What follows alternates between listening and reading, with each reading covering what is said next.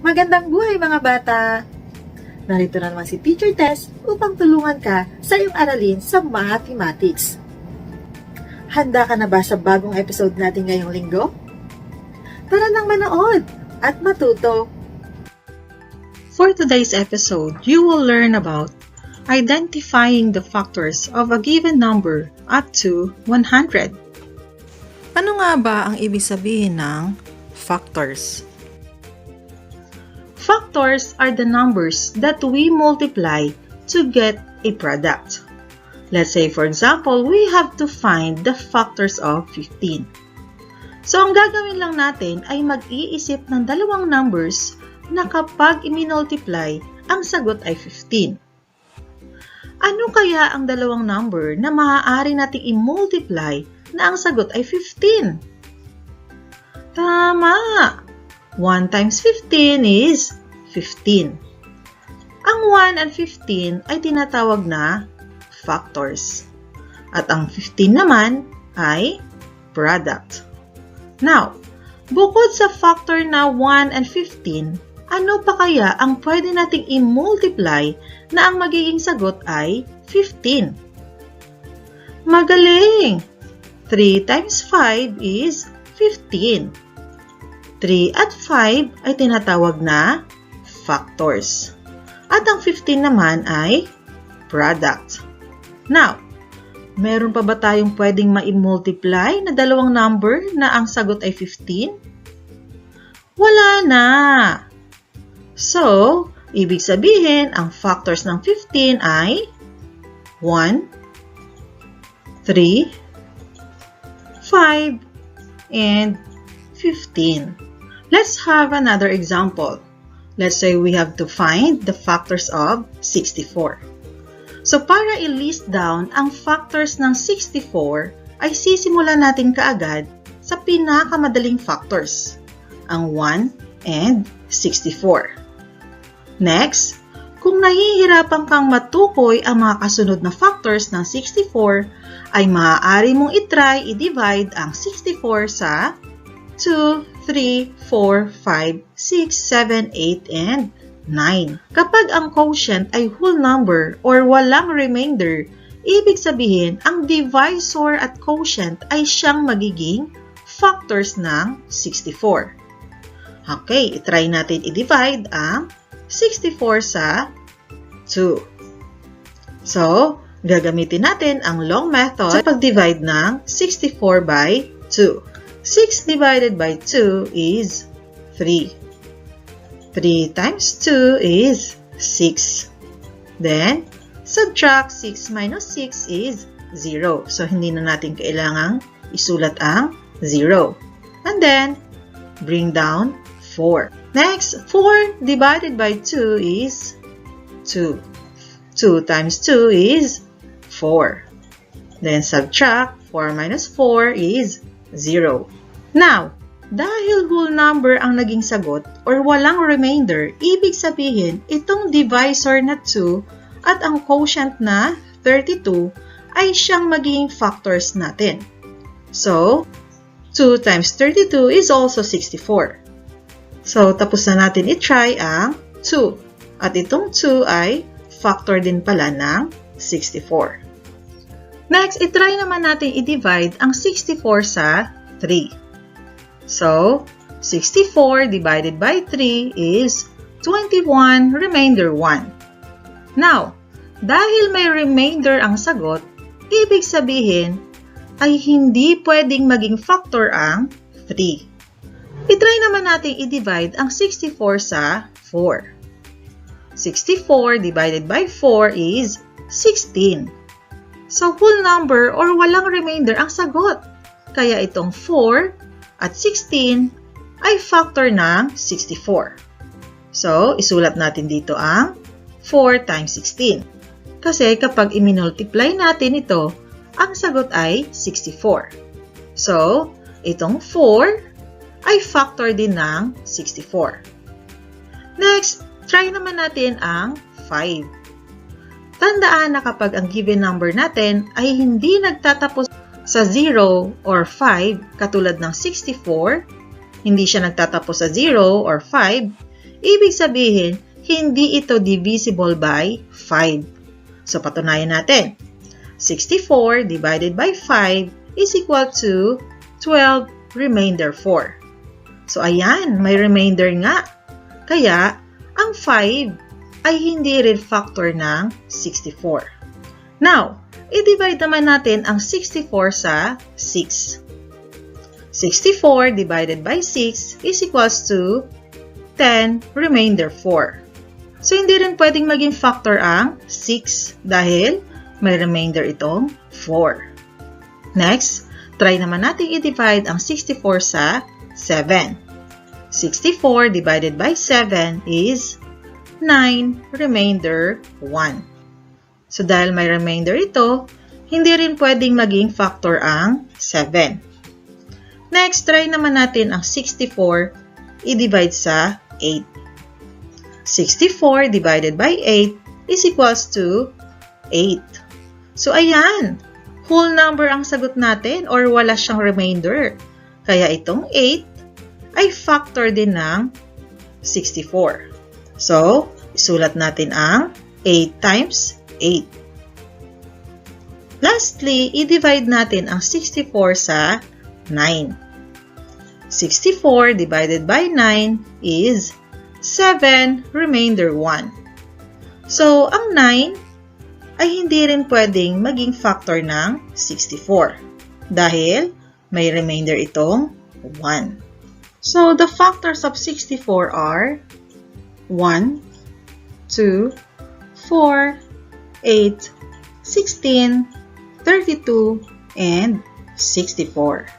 Next, let's find out the factors of 90. So, para i-list down ang mga factors ng 90, ay simulan natin kagad sa pinakamadaling factors, ang 1 and 90. Next, i-try natin i-divide ang 90 sa digit 2 up to 9 para matukoy natin kung ano-ano ang mga factors nito. Tandaan na kapag ang sagot natin ay may remainder, ay hindi ito maaaring maging factor ng 90. Okay, i-try natin i-divide ang 90 sa 2. Tandaan na kapag ang given number natin ay even number or nagtatapos sa 0, 2, 4, 6, or 8, ibig sabihin divisible ito by 2. Pero kung ito ay odd number or nagtatapos sa 1, 3, 5, 7, and 9, ibig sabihin ay hindi ito divisible by 2. Now, dahil ang 90 ay nagtatapos sa 0, ibig sabihin ito ay divisible by 2. Okay, patunayan natin. 90 divided by 2 is equals to 45. So, walang remainder. Kaya, ang 2 ay masasabing factor ng 90. So, isulat natin ang 2 and 45 as factor of 90. Next, itry naman natin i-divide ang 90 sa 3. 90 divided by 3 is 30. Now, dahil whole number ang sagot natin, ibig sabihin itong 3 ay factor din ng 90. So, isulat natin ang 3 and 30 as factors of 90. Next, i-divide naman natin ang 90 sa 4. 90 divided by 4 is 22 remainder 2. Now, dahil may remainder ang sagot natin, ibig sabihin ang 4 ay hindi pwedeng maging factor ng 90. And then, itry naman natin i-divide ang 90 sa 5. Tandaan na kapag ang given number natin ay nagtatapos sa 0 or 5, ibig sabihin ito ay divisible by 5. Katulad ng given number natin, nagtatapos siya sa 0. Kaya ito ay divisible by 5. So, patunayan natin kung talaga nga bang divisible ito by 5. 90 divided by 5 is equal to 18. Ayan, whole number nga ang ating sagot. Kaya, itong 5 ay factor din ng 90. So, isulat natin dito ang 5 and 18 as factor of 90. Next, i-divide naman natin ang 90 sa 6. 90 divided by 6 is 15. So, ang 6 ay factor din ng 90. So, isulat natin ang 6 and 15 as factors of 90. And then, i-try naman natin i-divide ang 90 sa 7. 90 divided by 7 is 12 remainder 6. So, ang 7 ay hindi factor ng 90 dahil may remainder ito. Now, i-divide naman natin ang 90 sa 8. 90 divided by 8 is 11 remainder 2. So, hindi rin pwedeng maging factor ang 8 dahil may remainder din ito. And then, last na i-divide natin ay ang 90 sa 9. 90 divided by 9 is 10. So, ang 9 ay factor din ng 90. Kaya isulat natin ang 9 and 10 as factors of 90. So, the factors of 90 are 1, 2, 3, 5, 6, 9, 10, 15, 18, 30, 45, and 90. Ngayon naman ay sagutan mo ang sumusunod na learning task sa iyong kwaderno. Good luck! Learning Task 2. Select the factors of the following number. Write your answer in your notebook. So para bigyan ka na example ay sasagutan ko ang number 1 at number 5. So sa number 1, ang given number natin ay 9. Kaya i-list down natin ang lahat ng factors nito.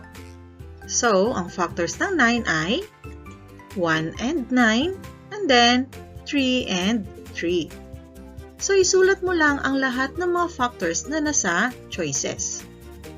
Now, sa number 5 naman, ang given number natin ay 64. So kung nahihirapan kang tukuyin ang mga factors nito, ay maaari mong i-divide ang 64 sa 2 up to 9, katulad ng ginawa natin kanina. So, ang factors ng 64 ay 1 and 64, 2 and 32, 4 and 16, and 8 and 8. So, isulat lang natin ang mga factors na 1, 2, 8, 32, and 64.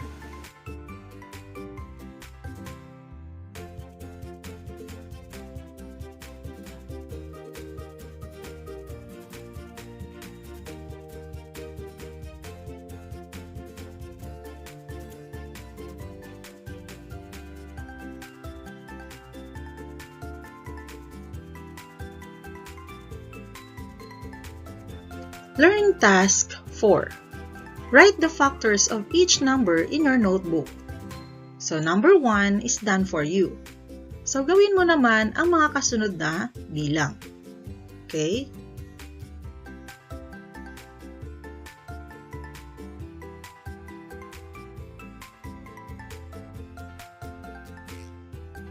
Learning Task 5. Identify what is asked in each item below. Write your answer in your notebook. Let's say ang number 1 ay sasagutan ko. So, ang sabi dito, anong bilang ako kung nasa pagitan ako ng 21 at 31? Isa akong multiple of 4 at 7. So, para malaman natin kung anong bilang sa pagitan ng 21 at 31 na multiple of 4 at 7, ay i-list down muna natin ang multiple of 4 at 7. So, ang multiples of 4 are 4, 8, 12, 16, 20, 24, 28, 32, and so on. Ang multiples of 7 naman ay 7, 14, 21, 28, 35, and so on. Now, alin sa mga bilang sa pagitan ng 21 at 31 na parehong multiple of 4 at 7? Tama! 28. Ang 28 na ito ay parehong multiples of 4 at 7. Ngayon naman ay gawin mo ang mga kasunod na bilang. Okay?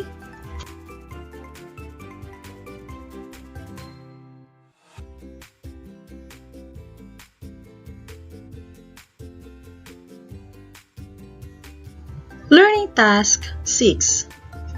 Write the letter of the correct answer. So dito ay hindi na ako magbibigay ng example. Alam kong kayang-kaya mo na itong sagutan.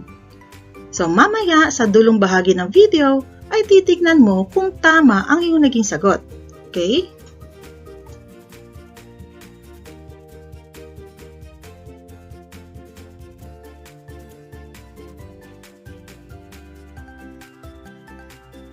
Ngayon naman ay tingnan ang answer key at checkan mo ang iyong naging sagot kung tama ba ito o mali.